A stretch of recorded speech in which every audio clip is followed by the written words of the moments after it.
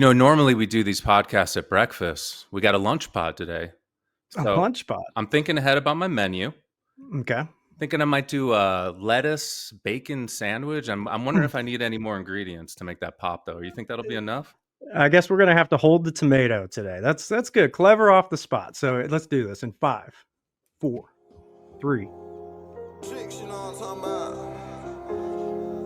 That lettuce, that lettuce.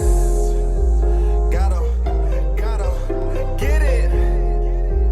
Gotta get it. That lettuce, that lettuce, focused all on the check, yeah,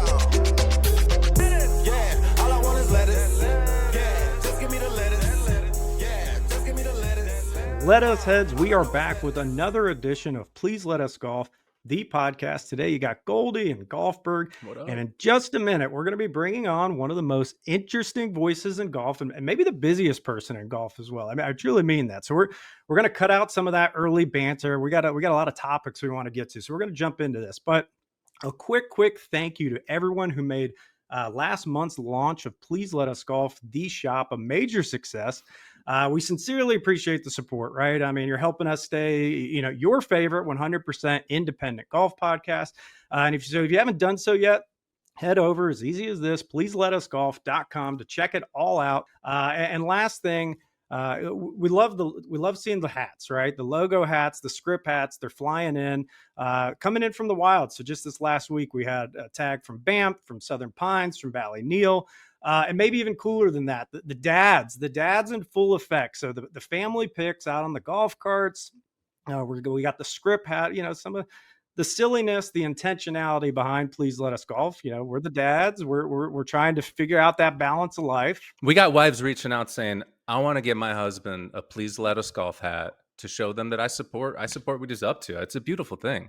It's time for a little bit of a professional transition here. Speaking of hats, today we are bringing on the golf Twitter and golf Instagram anointed hat czar, a guy who's about as diverse as they come in their personal and professional golf interests.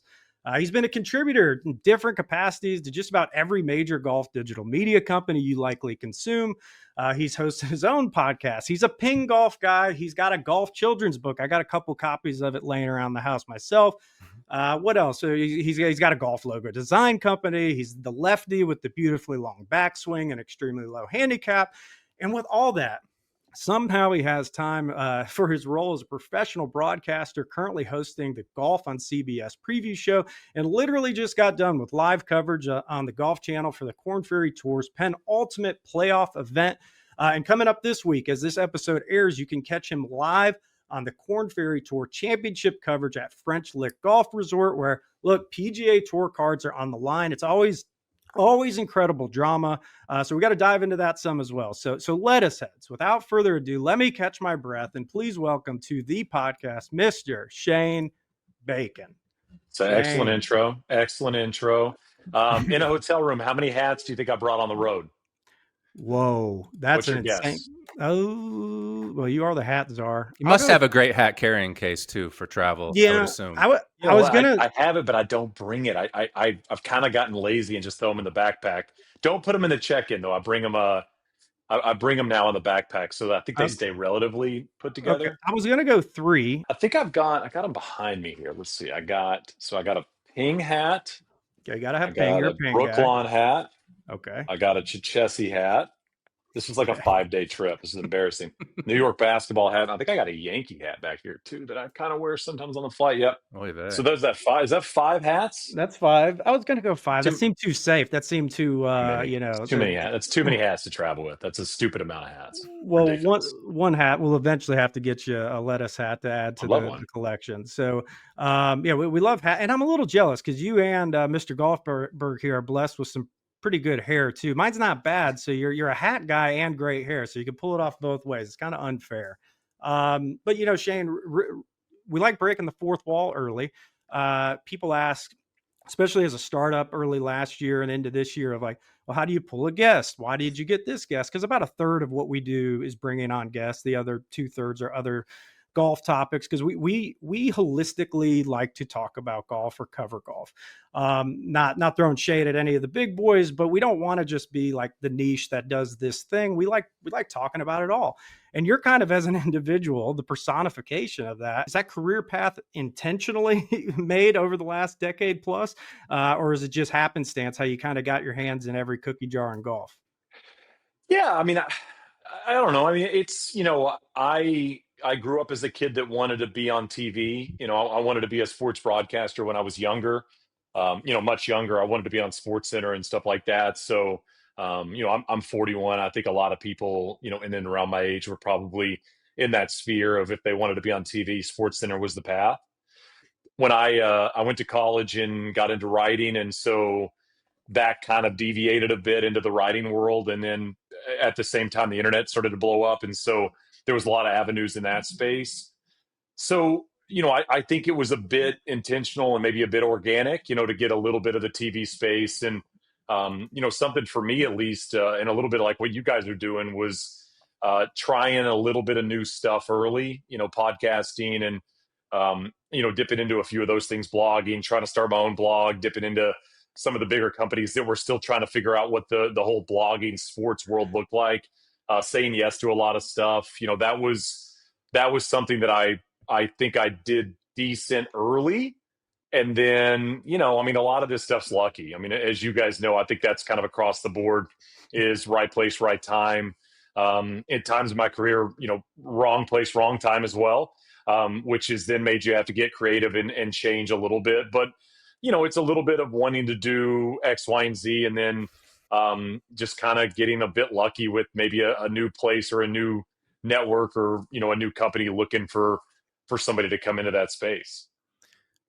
Speaking of luck, and I assume it's genetics, those windpipes, they must have helped a lot. That voice you got, Shane. Yeah, I don't know. When did that it's click? funny. When did that? I'm curious. It's funny. I grew up in East Texas, and everybody in East Texas has an accent, a country accent. That's kind of part of Sure. the place. And I remember when I was trying to consider schooling or moving, I was always kind of somebody that wanted to get out of my hometown. And I definitely considered a place that was accent free. I looked at like Syracuse, obviously, as a big broadcasting school, but I was looking like Midwest and Ohio and Arizona and places like that where there weren't any accents. And I know as I moved into those spaces, one of my intentions was to lose a little bit of the twang. It comes back into, if I talk to my dad on the phone, my wife instantly knows who I'm talking about. If I talk to my buddy Rusty on the phone, instantly knows who I'm talking to. Like, I go back into that space at times. Oh, yeah. But I try to keep it as accent free as possible when I'm doing, some of the jobs that I do.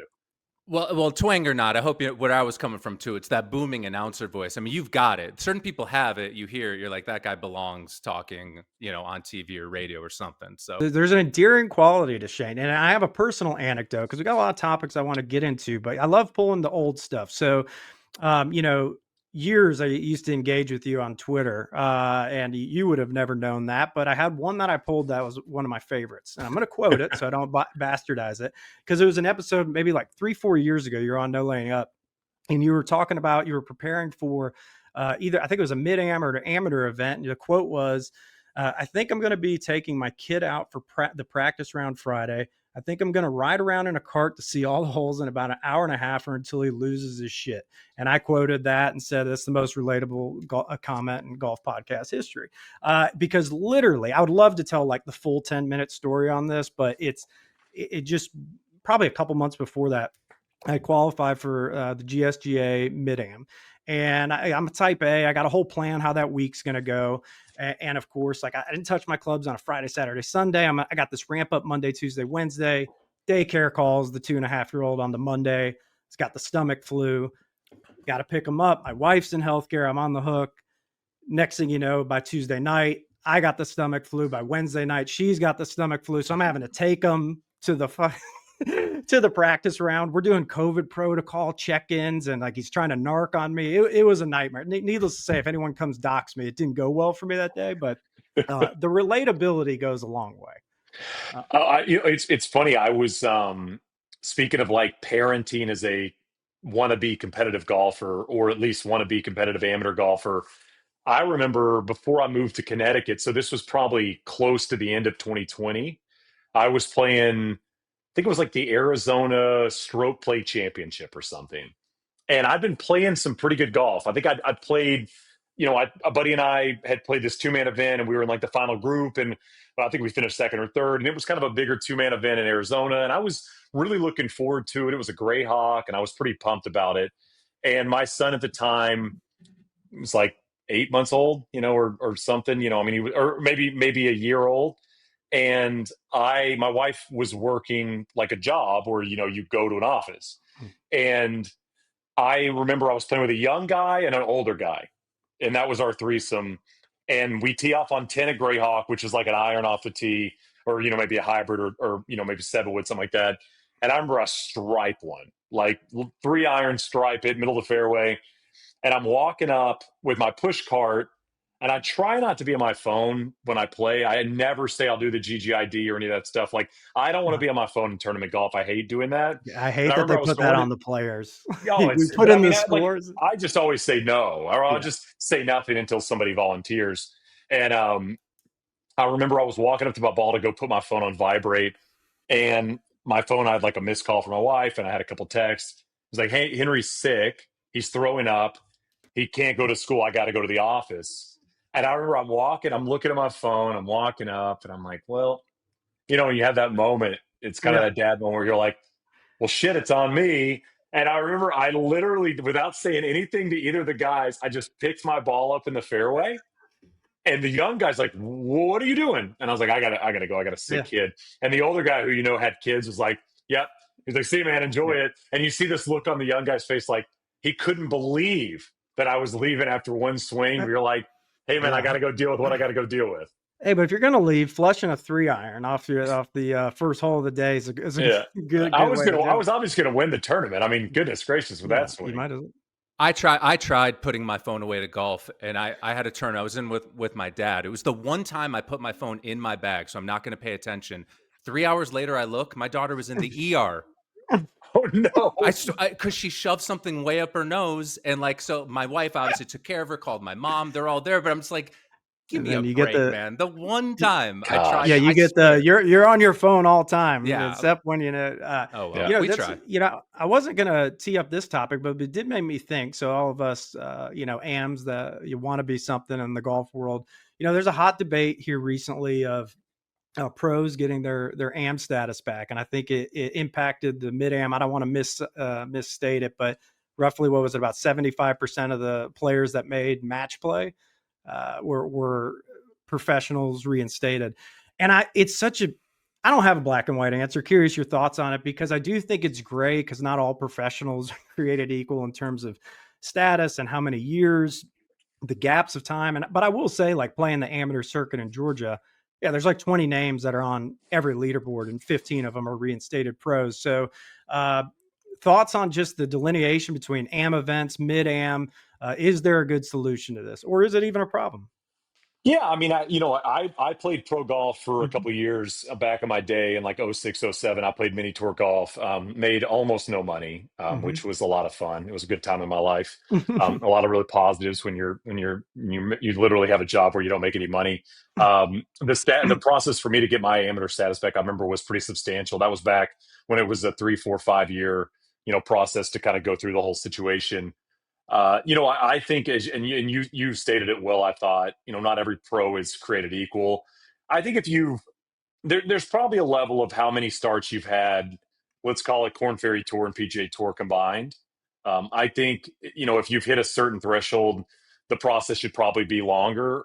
The other thing I do think, at least the way I think about it, and this would affect me, which is fine, is I do think the mid am space should probably be amateurs, kind of like almost lifelong amateur. The fact that the mid am specifically has turned into kind of where you go when it didn't work out professionally is just a tough situation. That, or create something else, like a different championship for the reinstated pros that can play in that space. But the problem is, you do have a world of these great amateur players that are kind of getting shoved out by the reinstated pros who, again, are just looking to compete. Like, it's not their fault. Right. It's not, they're allowed to do it. It's not anybody's fault because that's part of how we do this. But I would like, either if you've played, let's say, 10 PGA Tour, Korn Ferry Tour events in your career, or you've made X amount of dollars, or you've made X amount of cuts, maybe the process getting back to it is 5 years or something like that.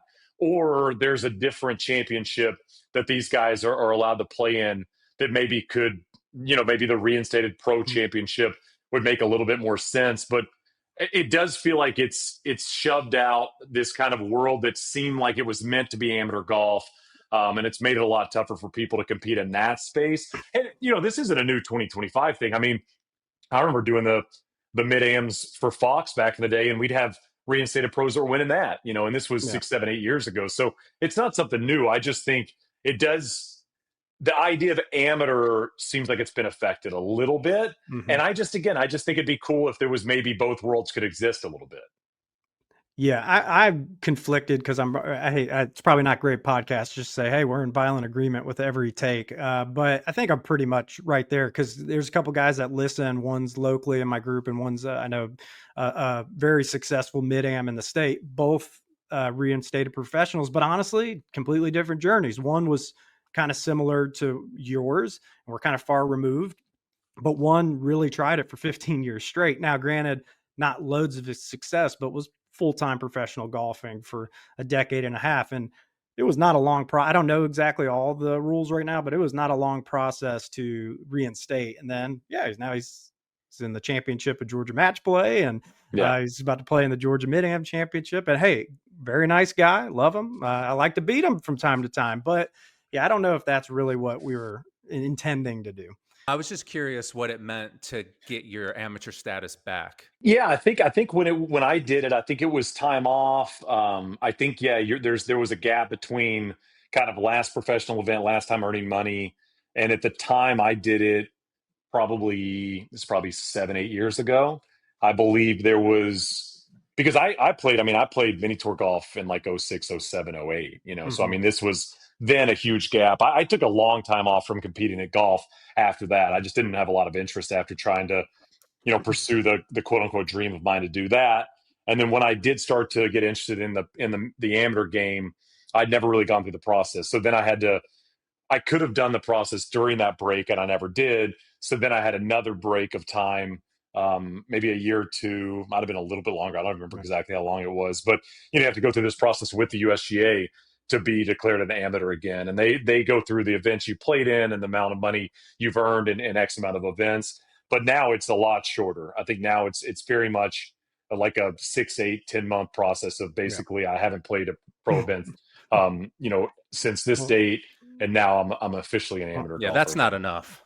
Yeah, and I got two thoughts on it. One, Shane, we give you a pass because you took the career path of 06, 07, 08, trying to be a pro golfer, didn't make money, entered the workforce at the time of the worst recession since the Great Depression, and then decided to take it. So I think we could give that a pass. And then USGA, I'm not here to do an anti-USGA rant, but it's big money in these events for them too. So I'm sure these guys that are, basically working a full-time amateur golf schedule, it's a lot of fervent participants. So, it is what it is. But all right, enough on the amateur golf scene. So I want to talk to you. Shane, what makes a great hat? Oh man, good logo, first of all. Golf hat specifically, I'd say good logo, probably across the board. You need a good logo or something good on it. Mm-hmm. And then it fits your head the best. I think there are definitely styles I cannot wear. I remember I was doing a shoot. Oh goodness, this was a long time ago for a different equipment company than Ping. I remember I was doing a shoot for them. And Adam Scott they had like a table of hats. Mm-hmm. Adam Scott's like the most handsome golf guy of all time. And I remember there was all these hats, and this was like right when the rope hat was starting to pop, like the higher structured rope hat. And he was kind of messing around with the hats. And I think I said, Adam, why don't you wear that one? And he goes, I can't wear that hat. And I was like, oh, you're Adam Scott, man. You can wear any hat in the world. And he kind of looked at me and he put it on. And I went, nope, you can't wear that. It doesn't look good on you. So it's wearing the correct hat for maybe your melon and is, I think, important as well. And also remembering your age, I think, is also a very helpful thing. It's kind of aging the hat appropriately. I will ask you guys a question. Let me turn a question to you guys, because I've been debating about this internally as of late. We've gotten obsessed with golf logos, right? I mean, this has become, I joke about the airport every time you walk through the airport and you see, Yeah. like, especially a LaGuardia or JFK, it's like 50 of the top 100 logos in the world you see when you're walking through the airport. What are your thoughts on wearing a logo of a club you're not a member of? So, Shane, I'm actually glad you teed that up. We had a very, very, for us, viral clip about adjacent to this topic, and it really came from playing in a local two-man event, or in South Georgia, I should say. And at this point, spoilers already out. Like half the field had a Hoopy logo on. Okay, Yeah. And that sparked the debate of like, when is it appropriate for a private club? Okay, at a minimum, should you have at least played it? That was kind of the going into position. You've at least played it and you kind of earned it. But then it got into like, is a hat appropriate? Is a polo appropriate? Certainly, head covers were a no. But I don't know. I kind of net out on, at a minimum, I think you need to have played the course if you're going to flaunt it. But also private, kind of like pros, not all private clubs are created equal. If it's Yeah. if it's like a hoopy with 50 members or whatever, and if you get a guest invite, it's a big deal. So rock it. But I don't know if it's a country club with a large national membership, I could see a gray area there. But then again, I just went to Ballyneal and I bought a bunch from the pro shop. So, but at least I was there. I just had this happen. Yeah. Oh, go ahead, Shane. Go ahead. No, I was just going to say, I think that's a great way. It's like, have you gone and you played it? Then you're good. It's a little tougher to sell wear the logo, and then somebody's like, oh, you play, oh, how was Cherry Hills? And you're like, I don't know. But that's why you're doing it, because you're trying to. I mean, That I is guess it. part of it you're bragging, but you really, you're in the airport and you got a Sandbox T-shirt on, and someone goes, "That's my favorite par 3 course." It's kind of like why you're doing it, right? Correct. So why would you come up and be like, "Oh yeah, no, I just really love golf shovel logos, so I just wear this all the time." and I do, even for you guys with ground under repair. So I really like that's it's. There's been a huge trend to kind of the hyper perfect logo, like very symmetrical. And we like, and you see most of our branding is hand drawn stuff. Only our little guy Sprout down there is the only thing that's refined, because we have a lot of versions of him. But he's a wonderful little fellow. We're gonna have to get Sprout in a children's golf book one of these That's days. right. But yeah, we like that kind of more hand drawn kind of look. But I could also see from a corporate standpoint, like, if something doesn't pop as obviously on a hat or pop up or on the polo, that could be problematic. But yeah, I kind of like I hope we see a trend into more illustration based kind of logos, as opposed to just perfect sandbox. And we say illustration, it's like lack of a better word. It's just everything looks like it's being created by a computer these days. And that's what happened. Like Square, every website that creates a website can now create a logo for you too. And everyone under the sun has their own startup. And so, yeah, it's just too many lame ass logos out there. So try hard to differentiate. Yeah, that's been one of the big things we've done with the company, is like hand drawn. It's like we just want to hand draw all our logos, and then hope it has a little bit more. As you guys know, golfers know golf, right? And it's hard to fake golf. You see it in writing and movies and things like that. You kind of know who knows golf and who doesn't. And to us, the logo stuff is important because we're a team of a whole bunch of people that are golfers. And so it's like, would I wear this on a hat or shirt? And if the answer is no, then we don't want to produce it for you guys. It's kind of the way we think about it. No, that's awesome. And yeah, we struggled. I'm not going to do the whole backstory here, but when you get the question all the time, like how'd you come up with the idea of branding around lettuce? We might talk offline. I could give you the backstory, but trying to think of something creative and different and taking a leap of faith with still being in the bounds of what you just said of, okay, I could see golfers wearing this and getting it. It's tough because when you go out there, even when we're thinking of names, I mean, you think you're being creative, just Google search it, right? Like somebody in Delaware with an indoor simulator has thought of your golf pun. Like it's not creative. So when we found one, whether you love it or not, it's like, you feel like, okay, this is something, because it's really hard to do, because almost every idea at this point, it's been every pun, every alliteration. Totally. It's there. But yeah, so Wait, God, are we you do about to logos. pivot? Can I go back to the logo thing No, really quick? you do it. Or My you friend's logo going to it get a up. kick. He's a big fan of yours, Shane. He actually texted me this. He didn't know you were going to be on our pod weeks ago. He goes, I found another potential loophole in wearing clothes from a course you haven't played. And he said Okay. they're at a private club, Willamette Golf Club in Chicago.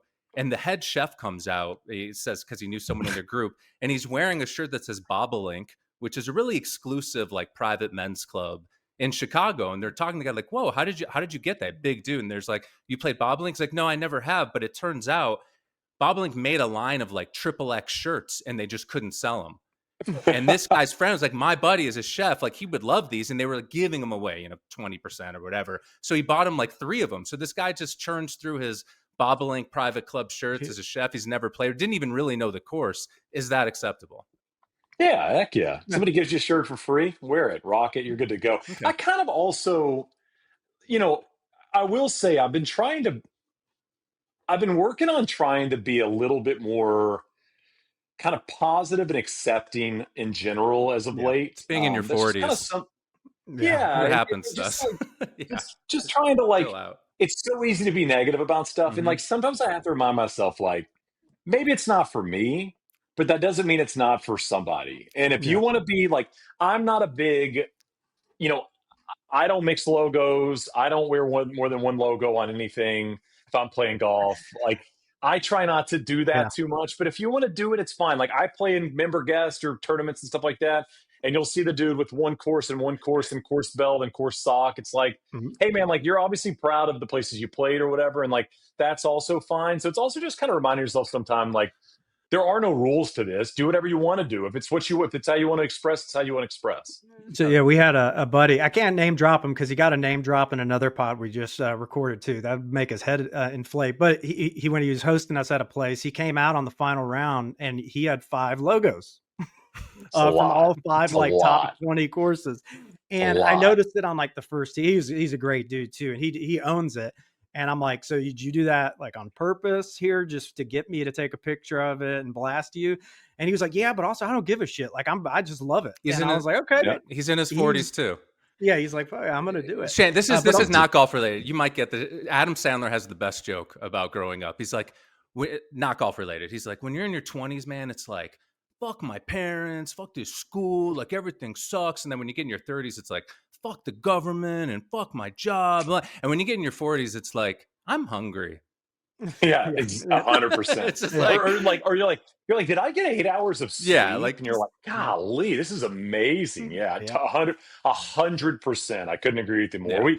This has been a big topic of conversation in my household as of late of like what's important, what's not important, and it's like when you start to really truly dive into those questions Yeah. of like what's truly important in your life, and you're like, oh, that shit's not that big of a deal. You Perfect. realize I'm not going almost to care about nothing. it. Yeah, you almost and also I know anyone without kids probably rolls their eyes, but I always hated the stereotypes growing up of like, or like the sayings people, oh, just wait till you get this age or wait till this happens. You're not going to have time. And most of it honestly is BS. But the one thing that's 100% true on steroids is every anecdote about like, wait till you have kids. And it really does. 100%. And I will say my and again, talking about, having the kids versus not, but there's truly nothing better. And it honestly doesn't even annoy me. It makes me laugh of like the person that has the dog. And when you're talking about your kids and they're like, yeah, we do the same thing with our puppy. Right. I'm always Yeah. like, yeah, no, it's the same. It is. Yeah, It's definitely the same. It's definitely You can the just put exact them in same. in a crate and go out to dinner. It's the same But- thing. Yeah, I do that with but our I kids all the remember time. But I remember being an asshole, like 24, 5-year-old, and probably saying the same thing to the 100. That's what I'm like, saying. 100%. It's like you- that's why I don't get annoyed by it because I Yeah. just laugh at it because I'm like, I remember that. I remember thinking this was like Yeah. extremely hard. Same thing about having one kid into 2 kids, and then I have 2 Oh. kids, and I know friends that have 3, and I know they look at me and they're like, Yeah. "This fucking guy thinks it's hard. Like, what is he talking about?" But you so- got to, there is a scam going out there, Shane, with the 2 kids, like anybody that was in the camp that the 2, you might as well have 2 because you have one. Like it is a massive difference. It's not even No. double. It's 1.5 times worse. No, it's like if you've ever double looped as a caddy, Yeah. it's not twice the work. It's like 4 times the work because it's 2 bags, balls all over the place, like Yeah. clubs, and you're trying to help this guy, and you've lost both balls. Like it's not double the work. It's more than it's like triple the work. before we went live, I couldn't even find my copy of the Golfers Zoo because I go into both of their rooms and they're 3 and 6-year-old boys, and it's just absolute like what the like where am I even going to start? Yeah, So you and I are in the same spot. I got 3 and 6 as well, so I know exactly what you're talking about. It's yeah, three it's three and wild. 6 is a wild situation. Yeah, it's fun, but well, speaking of wild, let's do a little rapid fire here. I like coming up with segment ideas like 2 minutes before we go live that aren't Yeah, well thought out. We did one with Hannah from St. Andre a few weeks ago, and I think it actually turned out kind of good. So we'll see. she's So we got a awesome. little. Yeah, she's so funny, and it was really just pitching really bad ideas and helping have her button them up, and a Perfect. couple of them were pretty good. Um, so we got a little, we said a little lettuce and bacon. We're going to hold the tomato. So if any famous Toms are out there, though, you can join in on the bit down the road and we'll get some branding going. But okay, vacation golf, caddies or carts? Man, probably cards for me at this point in my life. Yeah, I need new friends. Yeah. I agree. Here's the reason I say it. Here's the reason I say it. I've caddied, I've had taken caddies. There are certain caddies in my life that I absolutely love. At this point in my life, when I go on a golf trip, I want to hang out with my crew of guys, and that's kind of it. And if you include 4 caddies, you can include 4 incredible human beings, right? You could have these dudes that you're lifers with, like my buddy Josh from Pebble, or like my buddy Ethan from Bannon, that like I've had caddy for me for years, and they're epic. But you could also get guys that aren't great. And then now they're in a part of your sphere for the next 4 or 5 hours. I just kind of want to be around my dudes, you know? So Yeah, we've had too many on the flip side of that equation to where we've kind of had to corporately say, even if we're walking, like we're going to have to be all in on probably the no caddies can yeah, infiltrate the golf trip. yeah, Thing. yeah, So 100%.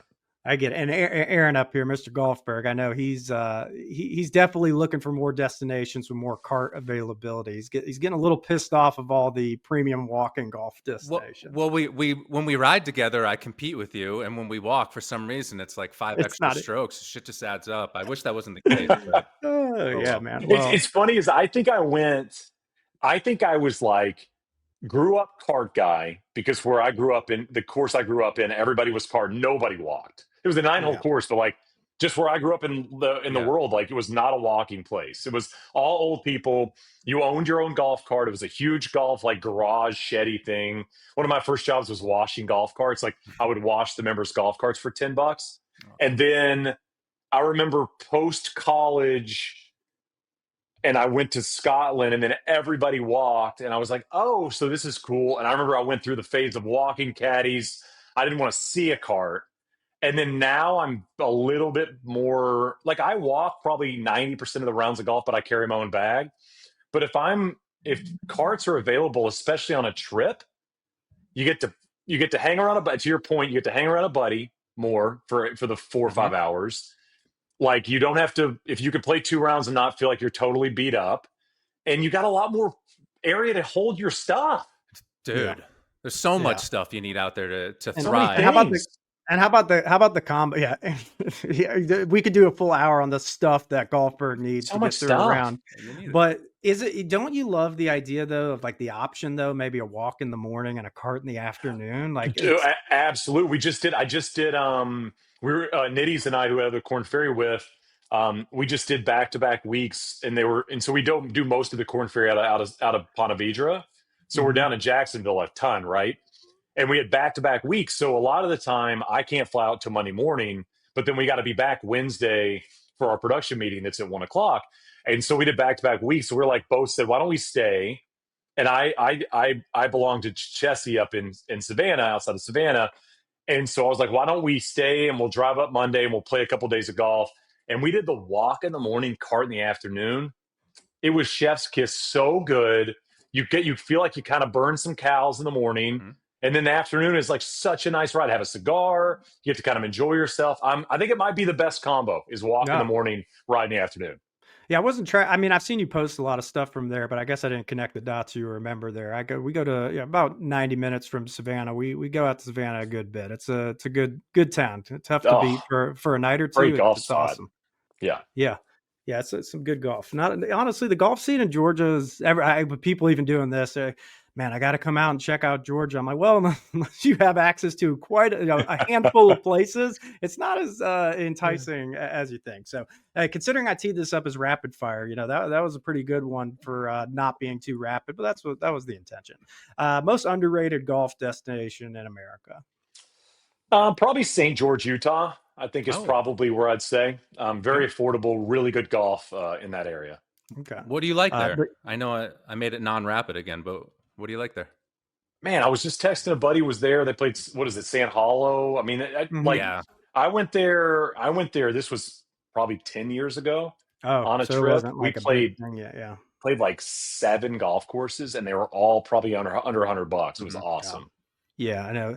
Well, you can just go, 45 minutes west of that and go to Wolf Creek, our most overrated golf destination. Get your teeth kicked in. We did. I'm not going to derail the pot. Not a fan. Not even because of the difficulty. Just not a fan. Okay, we're going to do a little worst of the worst. So I want you. I've seen these trends, but I want you to choose the winner based on which is the worst offense in golf. Okay. Okay. White belts versus poker chip ball markers. Oh man, I hate the big ball marker. It kills me. So I'd go poker chip. It kills me. Yeah, I do too. And I think white belts kind of got a bad rap because people were getting kind of like those leather big ones. I think the kind of braided material white belt with an appropriate fit actually looks fairly normal. So I'm good with it. So it feels like it's making a little bit of a comeback too in a weird way, the white belts. Yeah, we got it. I like to see it. So the poker chip ball marker is advanced. So poker chip ball marker versus big letter hats. I mean, honestly, it's going to be hard for me not to pick poker chip through this. Okay. It's one of my least favorite golf things, Good. especially tournament golf. They're so intrusive. They're not They're always in your obnoxious. line, but they're just always in the way. I actually played a 2-man event. I think I did a thing on maybe our CBS show where I was talking about this, and the next week I played a 2-man event, so it was foursomes. And the guy that was my partner had listened to it, and he said he was meaning to bring poker chips out for the other 3 guys, and he forgot them just to see what I would say, like on the second green. Yeah, is it gamesmanship at this point? Yeah, just kind of get in your kitchen a little bit. I kind of into it. It is wild. So what we got to keep going. There's only a couple more left. So we got poker chip ball marker versus unsolicited golf advice. No, it's still poker chip. It's still poker chip, but I was playing my course in Connecticut this summer alone, which I don't do a lot, but I've been struggling with the driver. And the third hole at my club, like there's a road left, and there was a guy walking up the road, like walking his dog. And I hit driver, and I'm just out by myself, just hitting shots. Mm-hmm. And I hit a driver right in the trees, and the guy walking his dog goes, "Have you ever thought about hitting 2-iron?" And I was like, "Wow, I got unsolicited advice from a dude walking his dog." Like that was a first for me. I was like, that was I actually kind of respected it. Yeah, that's if somebody's going to shoot their shot, at least do it in the appropriate manner like that. So okay, we got one more to round this off, but it sounds like I know who the winner's going to be. But poker chip ball marker versus iron covers. Listen, it's kind of a hot take here. I don't think I hate iron head covers anymore. Okay. I'm not going to have them. I don't think I hate them. I was scared you were about to tell me, hey, I actually have converted to a full bag of them. No, I just don't think I think I used to roll my eyes at them, and I don't think I dislike them as much anymore. You're just trying to keep them nice, right? You're just trying to keep your irons nice. As the monetary investment in golf increases, like, do we need to take better care of our assets? It's an interesting question. Irons are expensive, man. Yeah. They're expenve now. So maybe poker chip's the winner, or the winner, or the loser, however you want to. That's perfect. So, but maybe the iron covers thing. We gotta. Well, why is it that we're so protective of our putter and our driver, but also our hybrids? That's a great point. But like we don't give a shit about our trusty 7-iron. What are we doing? Yeah. By the way, my favorite golfer is the dude that takes all his head covers off. I think that's my favorite person. It's my dad. Okay, interesting. Yeah, it's just like they don't. It's just like whatever, man. It's fine. He also spray paints his golf clubs though when they're not looking great. So I don't know if you're okay. We tried to get that equipment junkie guy to do like a full deep dive on it because his bag he's got like a fake Titleist. Is he good? Good.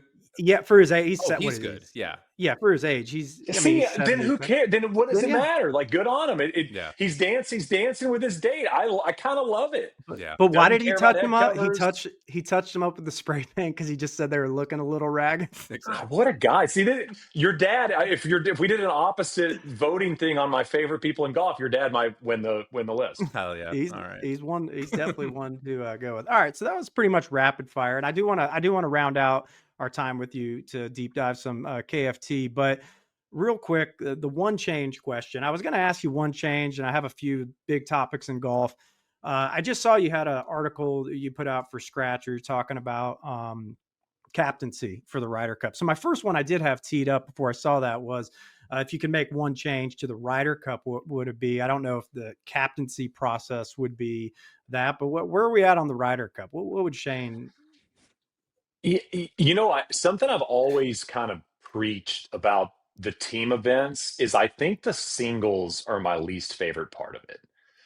So I would either, if I was in charge, I would consider either breaking up the singles kind of like the Walker Cup does, or just putting the singles in the middle and then having the last day be all hands on deck team.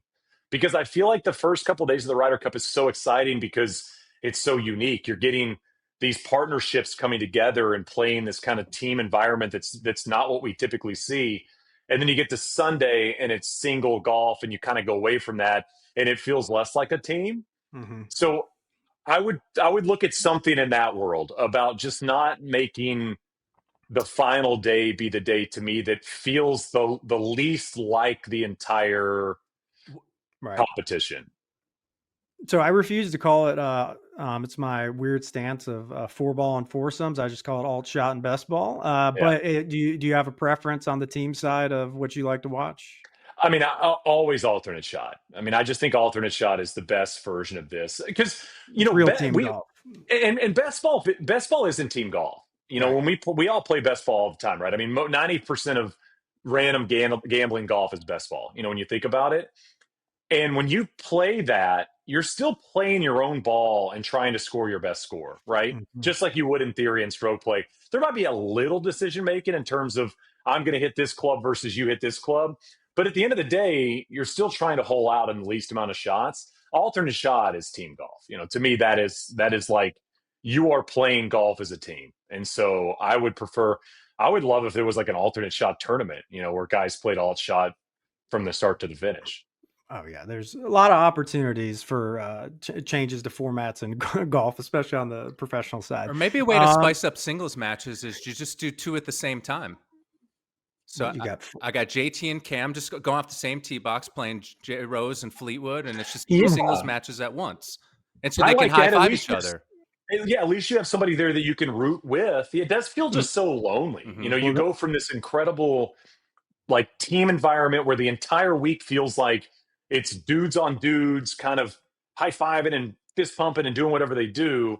And then all of a sudden you're just kind of out there, and you're just kind of with your caddy again. I don't know. I like that. I like that if yeah, nothing else. that's good. And I'll get off the Ryder Cup, but I saw because we almost had the exact same point made on Ryder Cup recap pods of I was texting these guys 2 hours into the first matches of like, what is going on here? We're spinning 8-irons out of the rough, guys. This is Killed as me. a golfer, it was besides coverage and missing all that. Okay, Sunday ended up being really fun, but it was terrible viewing for me as a golfer. Like you just don't want to see it. I mean, I guess on the flip side, he doesn't need to be a bloodbath for a Ryder Cup either. So there's a fine line, but with how soft those greens were, the amount again, 8-irons out of the rough spinning back it was a tough scene. And it just became a putting contest, not really interesting to watch.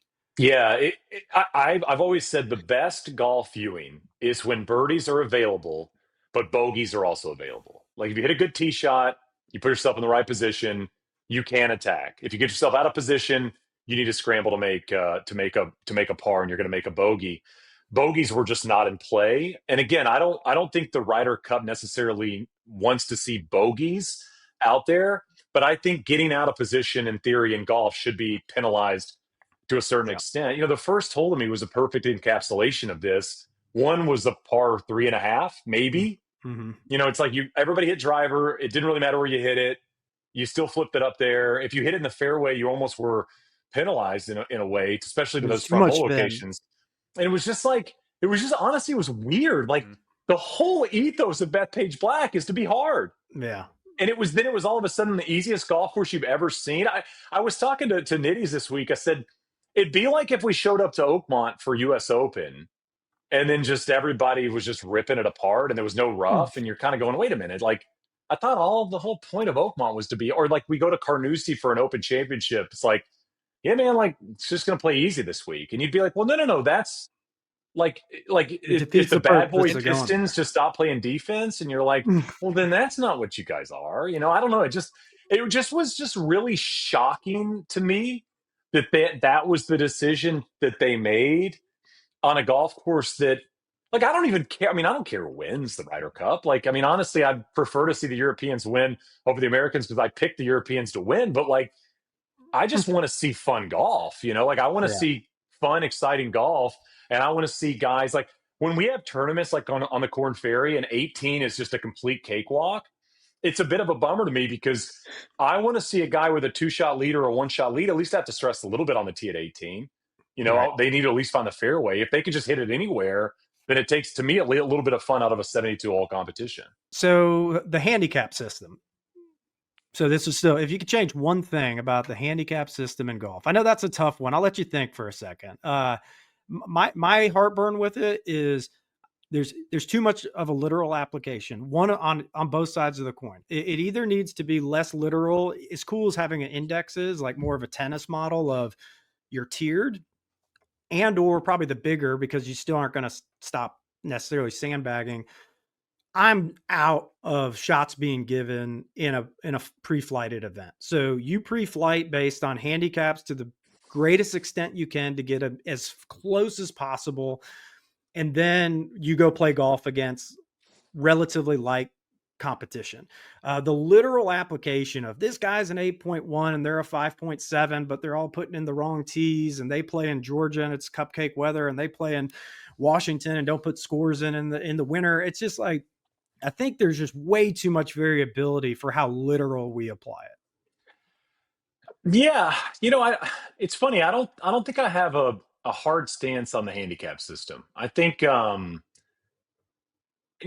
think when you're a plus handicap, the handicap system is detrimental to you because like I don't shoot under par a lot, yet I'm considered whatever I'm considered. But yeah, I don't know. I'd have to think on the handicap on some of the changes for handicaps in terms of what I'd want to do different. I think it'd probably be, I don't know, like my guys' golf trip, we used to do like true handicapping. And then something we've done, because we have 16 guys that go on my big golf trip I do every year for like my close friends. And we have some guys that are higher than an 18 handicap. And we basically capped it at 0 and 18. And then we made up the difference with tees. So if you're a 22, I hated the fact, like I played a guy one year and he was probably a 22 and I was maybe a +3 at the time. The I'm giving double like pops? 6 shots. You're giving double pops on like certain holes. It's like, I don't really want to do this. So then we just said, why don't you play 3 tees up and I'll play the tips, but you get 18. And actually, I think there's one guy I think that kind of bitches about it. And he's the one guy that has to play the backs. That's maybe whatever would be the highest handicap of the group that plays the tips. Yeah. But we've now kind of even done a hybrid there where he plays half tips, half whites. And then we've made it up with distance, and I think that actually helps out everybody because that's a big change. If you're playing a par 4 at 320 and I'm playing a par 4 at 400, you can actually hit something that's not driver and maybe get the ball in play and have a chance to make a 4 or 5 if you're a high handicap player. Yeah, no, I like that. The capping of it at the 18 that's another personal take I have is there's no double pops. At that point, it's Double like pops are go full Rory, like play better. Like, sorry, if you want to come gamble and be on a trip, we want you to, but 18. But I like the tee augmentation. That makes sense. I mean, the only reason to gripe about handicaps is because of betting. Obviously, that's the only application where it gets annoying. The problem is, I'm like a 1 handicap, and you play against a 6, and it's like 5 strokes, but that guy's not a 6 because he consistently, or he makes 4.5 bogeys aside. It's because every once in a while there's an 8 or a 7 in there. And I know the handicap system tries to adjust for that, but it's like the aggregate, you get a score based on your total aggregates, but then you have to apply it in a match play setting. You know what I mean? Yeah. And that's where you get screwed as a lower handicap Yeah. too. So it's Yeah. like I've always felt like I'm in no man's land with betting. I can't wait for people to get to this part of the segment. And just a bunch of plus handicaps and a 1 bitching about these freaking 8s coming. It's like out. I got to lose go on a money birdie every tear or time. I'm screwed. Oh gosh, it's so Oh, well. true. But we said up front, you were just coming off live coverage of the penultimate playoff event for Korn Ferry Tour. As this airs next week, we're going to be rolling into the championship. So, look, I'm a consumer of all things golf. So we want to what are the stories people might be missing coming into the KFT championship? One is the golf course is wild. The one at French Lick is crazy. It's really tough. 16s is like crazy. 16 might be the hardest par 3 in America if you play it all the way back. They don't even play it all the way back for the event, but all the way back is like 301 par 3 and there's water. It's crazy. The golf course is fun hard. Like you can see guys rip it up if you want, but you can make a lot of big numbers if you're not careful. I mean, there's a fun battle for the top spot. I think that's something interesting. They started doing this thing where they give out an invite to the U.S. Open and the players if you finish atop the points list. So there's 3 dudes, unless somebody wins this week, which I don't think they're going to, that have 2 wins that are all kind of vying for that top spot. And so a lot to play for in that department. And then this is the first year they went to 20 cards, not 30. And so it's going to be a lot tighter to this point. So we're now Thursday into the compliance. We've given out 6 cards, so there's 14 left to give out. Maybe going to give out 1 or 2 more this week. So there'll probably be 12 guys still with a position and a chance to maybe get a card going into the final round. That's like true crazy banana level of stress. I think in terms of like livelihood and golf stress, final round or the final 2 rounds of the Korn Ferry Tour Championship is about as high stress as you can find in golf. And when you watch guys like make putts for their livelihood and have a chance to win, and to get a PGA Tour card versus not, we had a guy last year. I mean, Alistair Doherty finishes the spot out at the Tour Champs and a spot out at Q School. Yeah. Both of those give you a PGA Tour card. I mean, you're talking about heartbreaking stuff. And on the flip side, we had guys that made putts on the last green to get a card. So I don't know. I mean, if you want to watch like real, like golf that really matters, I think the last event of the year is some of the best golf of the season in terms of golf that really does matter. So if nothing else, Saturday, Sunday, clue in, tune in, especially late. We have like a little computer system that gives us, if you make a birdie, where they move in the point system. If you make a bogey, where they move. Nitty's and I are like on it. Like I was going to ask that of like, how are you tracking that live? I was like, are you that good at math on the fly, or how's that? Hell no, but it's like, I mean, it literally, you feel like you're like on Wall Street or something, trying to track like stock trading or something throughout the day. But they do have a good system where you can keep a pretty good eye on that as you come down the stretch. And then, of course, we got guys in the truck that are doing the same thing. So, yeah, like I said, it's fun. There's storylines like right now. You got guys like Justin Suh, former #1 ranked amateur in the world, who's had cups of coffee on the PGA Tour and Korn Ferry Tour, that right now is kind of floating around the 20 position. Other guys like Christo Lamprecht, the kid that hits it forever, he's kind of floating around as well. So there's some names that you've heard of that are going to be kind of in it come Friday, Saturday, or Sunday in the Tour Championship that are fun to watch. A couple names that are locked up, the Neil Shipleys and all them, right? Yeah. That a lot of people are going to be familiar with. And I was actually getting excited today watching a little bit of coverage, because I think when I first reached out to you, you might not remember, but Davis Shore, one of our friends, is on the bag for him. So he played good today. Yeah, he's played great. He was on a heater, but this is such a note. It's tough when you bogey free, 8 under, 63, and you're 4 shots back behind another Davis. So you're the you're not even low Davis. My first mini tour tournament of my life. I remember I birdied 17 and 18 to shoot 68. And I was so pumped. I mean, I was like fired up. I played with this kid that had just qualified for the US Open. I beat him. And I remember that night I checked the leaderboard and I was like 48th place. And I was like, oh, so not that good, huh? So 68 wasn't that good?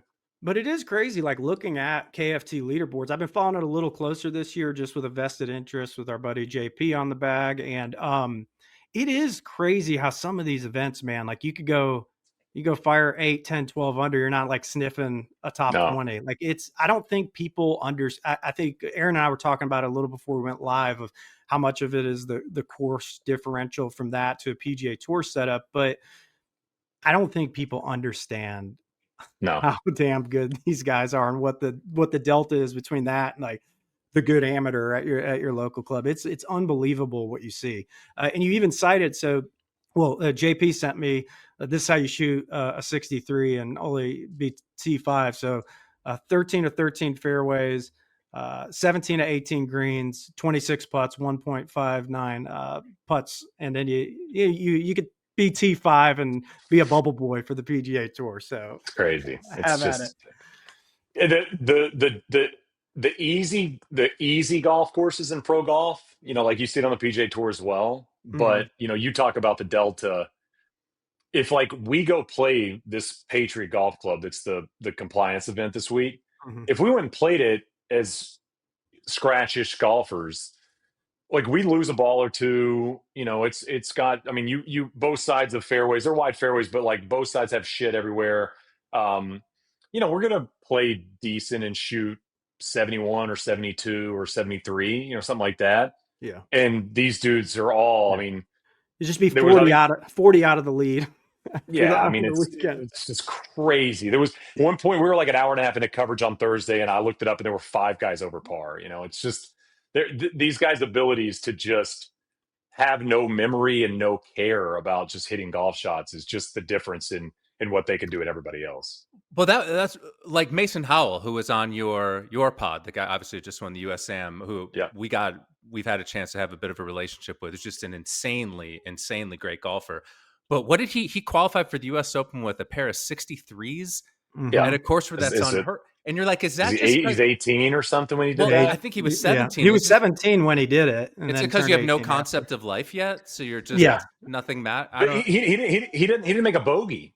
He didn't Yeah. make a bogey for 2 rounds US Open Yeah. qualifying. It's just like I got through local qualifying in 19, and I'm getting to final qualifying, and I had to go to this site with all these tour guys. It's like I'm nervous, I'm uncomfortable, I'm all those feelings, and it's just like you play these with these dudes, and like they don't even know what's going on. I Yeah. mean, you talk about the whole. Was it Joe Montana in the Super Bowl when he said there's John Candy in the crowd? It's like I feel like all these guys are like that all the time. Now I know they get nervous and they have moments, and like the moment they get uncomfortable is when you see them like Mito Pereira at the PGA with those kind of golf swings. But Oh, like a lot of the time, it's just this is just what you do, and it's just incredible. yeah. There are so many guys that are capable of being this professionally brain dead at a sport that tests you mentally That's for the No, 5 and 6 hours. professionally brain dead, and it's a compliment. yeah, no, Yes. it is. Hey, I don't want to do a Mason squirrel. Did you see that the clip of how he won the Georgia State championship in high No, what did he school off do? of the?